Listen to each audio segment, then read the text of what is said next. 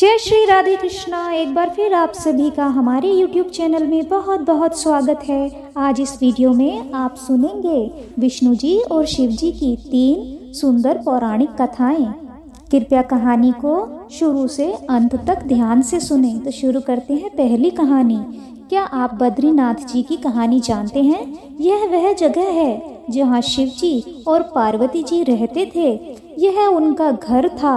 एक दिन नारायण यानी विष्णु जी के पास नारद जी गए और बोले, आप मानवता के लिए एक मिसाल हैं। आप हर समय शेषनाग के ऊपर लेटे रहते हैं। आपकी पत्नी लक्ष्मी हमेशा आपकी सेवा में लगी रहती हैं और आपको लाड करती रहती हैं। इस ग्रह के अन्य प्राणियों के लिए आप बहुत अच्छी मिसाल नहीं बन पा रहे हैं। आपको सृष्टि के सभी जीवों के लिए कुछ अर्थपूर्ण कार्य करना चाहिए। इस आलोचना से बचने के लिए और साथ ही अपने उत्थान के लिए भगवान को भी ऐसा करना पड़ता है। विष्णु जी तप और साधना करने के लिए सही स्थान की तलाश में नीचे हिमालय तक आए। वहां उन्हें मिला बद्रीनाथ, एक अच्छा सा छोटा सा घर जहां सब कुछ वैसा ही था जैसा उन्होंने सोचा था। साधना के लिए सबसे आदर्श जगह लगी उन्हें। वह उस घर के अंदर गए। घुसते ही उन्हें पता चल गया कि यह तो शिव जी का निवास है और वह तो बड़े खतरनाक व्यक्ति हैं। अगर उन्हें गुस्सा आ गया तो वह आपका ही नहीं खुद का भी गला काट सकते हैं। ऐसे में नारायण ने खुद को एक छोटे से बच्चे के रूप में बदल लिया और घर के सामने बैठ गए। उस वक्त शिव जी और पार्वती जी बाहर कहीं टहलने गए थे। जब वे वापस घर लौटे तो उन्होंने देखा कि एक छोटा सा बच्चा जोर जोर से रो रहा है। पार्वती जी को दया आ गई। उन्होंने बच्चे को उठाने की कोशिश की। शिव जी ने पार्वती जी को रोकते हुए कहा, इस बच्चे को मत छूना। पार्वती जी ने कहा, कितने क्रूर हैं आप, कैसी नासमझी की बात कर रहे हैं। मैं तो इस बच्चे को उठाने जा रही हूँ। देखिए तो कैसे रो रहा है। शिव जी बोले, जो तुम देख रही हो उस पर भरोसा मत करो। मैं कह रहा हूँ ना, इस बच्चे को मत उठाओ। बच्चे के लिए पार्वती जी की स्त्री सुलभ मनोभावना ने उन्हें शिव जी की बातों को नहीं मानने दिया। उन्होंने कहा, आप कुछ भी कहें, मुझे कोई फर्क नहीं पड़ता।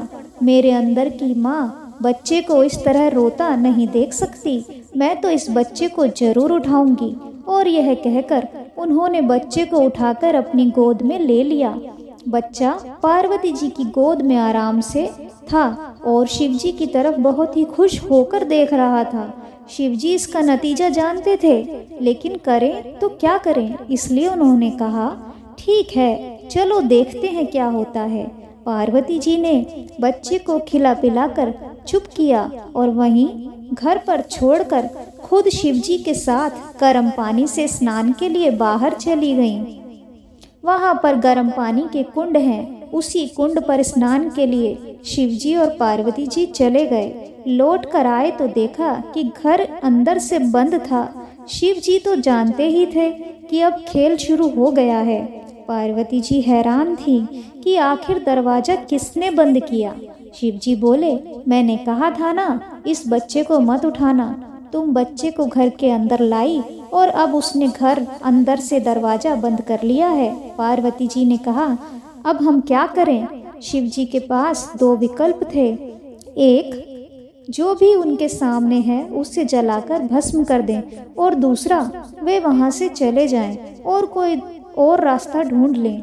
उन्होंने कहा, चलो कहीं और चलते हैं, क्योंकि यह तो तुम्हारा प्यारा बच्चा है, इसलिए मैं इसे छू भी नहीं सकता। मैं अब कुछ नहीं कर सकता।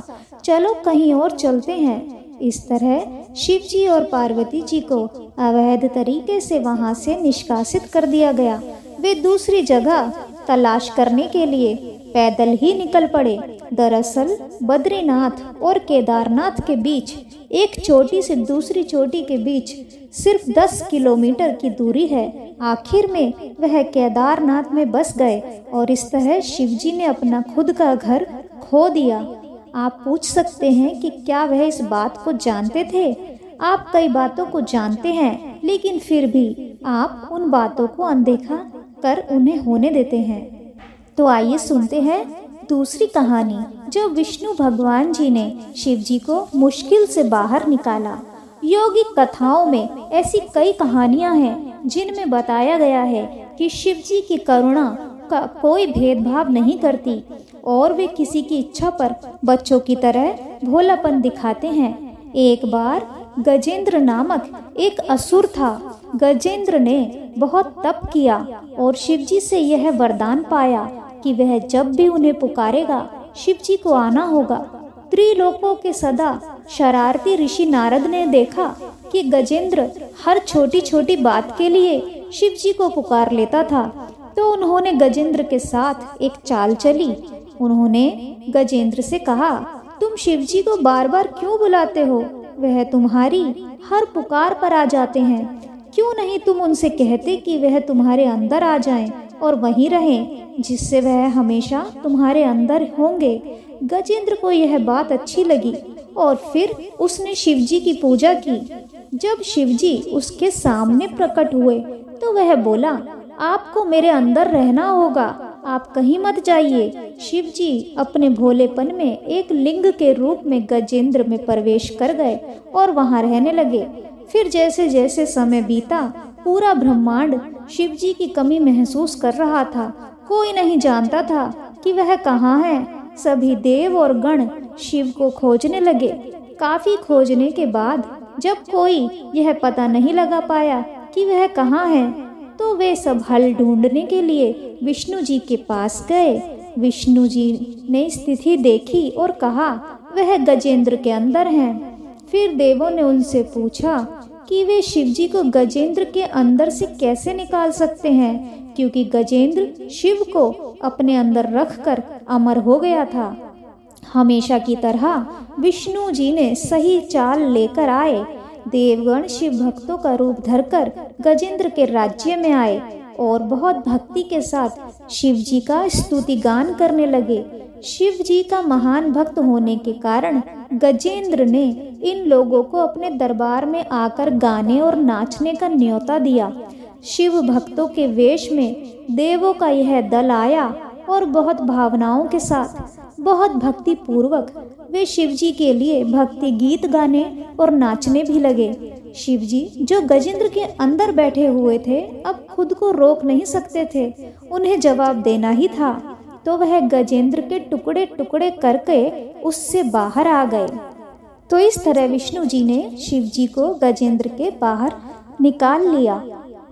आइए सुनते हैं विष्णु जी की तीसरी यह सुंदर कहानी, विष्णु जी की शिव भक्ति। शिव की पूजा देवता और राक्षस, देव और असुर, श्रेष्ठ और अधम दोनों करते हैं। वह हर किसी के लिए महादेव हैं। विष्णु भी उनकी पूजा करते हैं। विष्णु की शिव भक्ति को बताने वाली एक बहुत ही सुंदर कहानी है। एक बार विष्णु जी ने शिव जी से वादा किया कि वह शिव जी को 1008 कमल के फूल अर्पित करेंगे। वह कमल के फूलों की तलाश में गए और पूरी दुनिया में खोजने के बाद भी उन्हें सिर्फ 1007 कमल के फूल ही मिले। उनमें एक कम था। उन्होंने आकर सब कुछ शिवजी के सामने रख दिया। शिवजी ने अपनी आंखें नहीं खोली, वह सिर्फ मुस्कुराए क्योंकि एक कमल कम था। फिर विष्णु जी ने कहा, मुझे कमल नयन कहा जाता है, जिसका अर्थ है कमल के फूलों की तरह आंखों वाले भगवान। मेरी आंखें किसी कमल की तरह सुंदर हैं, तो मैं अपनी एक आंख आपको अर्पित करता हूँ। और उन्होंने तुरंत अपनी दाहिनी आंख निकालकर लिंग पर रख दी। इस तरह की भेंट से प्रसन्न होकर शिवजी ने विष्णु जी को प्रसिद्ध सुदर्शन चक्र दिया। इस तरह विष्णु जी ने शिव जी से सुदर्शन चक्र पाया। तो ये थी विष्णु जी और शिव जी की 3 सुंदर कहानियाँ जो आपने इस वीडियो में सुनी। आशा करती हूँ वीडियो आपको अच्छा लगा होगा। वीडियो अच्छा लगे तो वीडियो को लाइक कीजिए, शेयर कीजिए, कमेंट कीजिए और यदि आप हमारे चैनल पर नए हैं तो कृपया लाल बटन दबाकर चैनल को सब्सक्राइब कर लीजिए, साथ ही बेल आइकन को भी प्रेस कर दीजिए। Thank you for watching.